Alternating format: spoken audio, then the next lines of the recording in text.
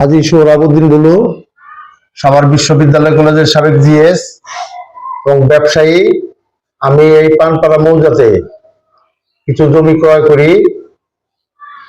ক্রয় করার পরে বিগত ফ্যাসিস্ট সরকারের আমলে যখন আমরা বিভিন্ন মামলায় এলাকার বাইরে থাকি, তখন আমার কিছু জমি তারা হিন্দু সম্প্রদায় দিয়া আওয়ামী লীগ নেতারা দখল করে নেয়। তারপরে যখন এই ফ্যাসিস্টের পলানোর পরে আমি আমার জমি বুঝিয়ে নেওয়ার জন্য নিজে কখনো জমিতে ওইভাবে দখল বা করার জন্য যাই নাই, কারণ তারা হিন্দু সম্প্রদায়। এই জন্য আমি সরকারের মাধ্যমে সরকারের জরিপ অফিসে মামলা করি। মামলা করার পরে তারা এখানে এই করতে আসে, কিন্তু ওনারা আবার কিছু কুচক্রী মহলের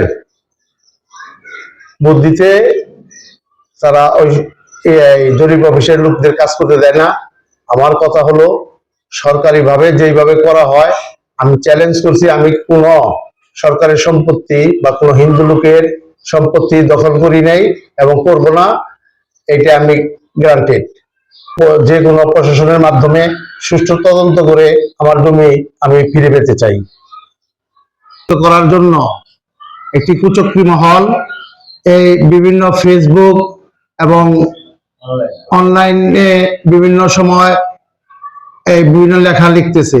এটা সম্পূর্ণ মিথ্যা, বানোয়াট। আমারে ক্ষতি করা, আমার মানহানি করার জন্য, আমার দলের মানহানি করার জন্য এগুলা প্রচার করতেছে। আমি এর তীব্র প্রতিবাদ এবং নিন্দা জ্ঞাপন করছি।